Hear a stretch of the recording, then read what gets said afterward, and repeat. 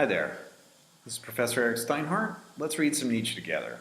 Let's look at section 54 from the Gay Science, the Consciousness of Appearance. I'm going to read it and you can read it with me. Here we go. How wonderful and how new and yet how fearful and ironic my new insight makes me feel towards all of existence. I have discovered for myself that the ancient humanity and animality, indeed the whole prehistory and past of all sentient being, continues within me to fabulate, to love, to hate, and to infer. What's Nietzsche talking about when he says that? Look, Nietzsche's the first philosopher to really take Darwin seriously. Nietzsche's the guy who appreciates evolution and the evolution of humanity and the evolution of human cognition. Right? We're not some kind of Cartesian souls that came out of nowhere.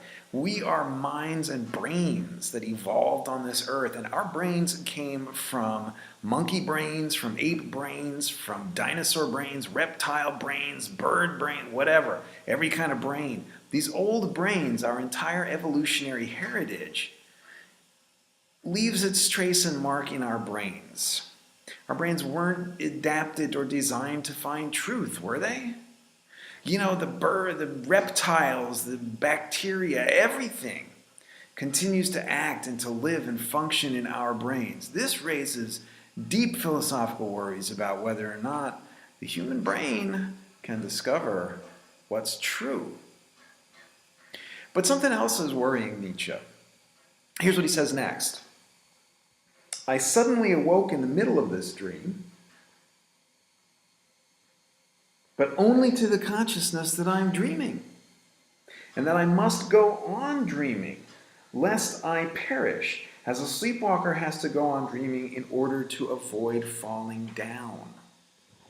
Okay, so you know that you're dreaming, and that the whole history of animal life is dreaming in you. The entire evolutionary history of life on Earth is active in your brain. Your brain's messed up, man. Your brain is a reptile brain. It's an ape brain. It's a brain that's learned to solve all kinds of other problems. You're rational, but you're a rational animal. You're dreaming, and you have to go on dreaming. You can't stop dreaming. You can't take yourself out of the flux. You can't take yourself out of the mix. So you're dreaming that you're dreaming, and you have to go on dreaming that you're dreaming, or you're going to die. Because life acts in you. This loop that you're dreaming that you're dreaming, dreaming that you're dreaming that you're dreaming, infinity, that's right. You're stuck in it. You can't get out of it. You have to keep going. You've reached the Archimedean point, right, when you realize this. This is a self-consciousness, a consciousness of consciousness, consciousness that you're conscious, that you're dreaming, that you're conscious of self-consciousness dreaming itself. Because you're an animal. So, this undermines a lot of philosophy. What's that mean? Nietzsche says, what is appearance to me now? Certainly not the opposite of some essence. What could I say about any essence except name the predicates of its appearance? Certainly not a dead mask that one could put on an unknown X and probably also take off X. To me, appearance is the active and living itself, which goes so far in its self-mockery that it makes me feel here that there is appearance and a will of the wisp and a dance of spirits and nothing else. So, self-mockery, that's what this loop becomes. Look, you've got to just laugh at yourself once you realize that you've woken up to the consciousness that you're dreaming.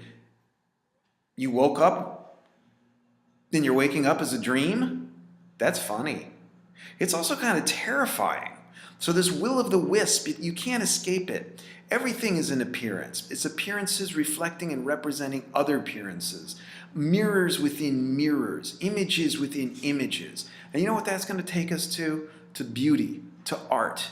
It's a system where truth becomes a system of reflections, a system of representations and imitations, a system in which one thing is derived from another thing, in which things are made more beautiful. But there are no things. Things are just appearances which reflect other appearances. It's a network. That's why Nietzsche writes these kinds of texts that all reflect each other. Each little text, each little section is an appearance within the system of appearance, and the key words and concepts that link the sections right, are ways that sections represent and connect with other sections. The whole book, what is the gay science? The whole gay science, the joyful wisdom is the wisdom that you are dreaming yourself. Everything is being dreamed into existence. Who's dreaming it? God?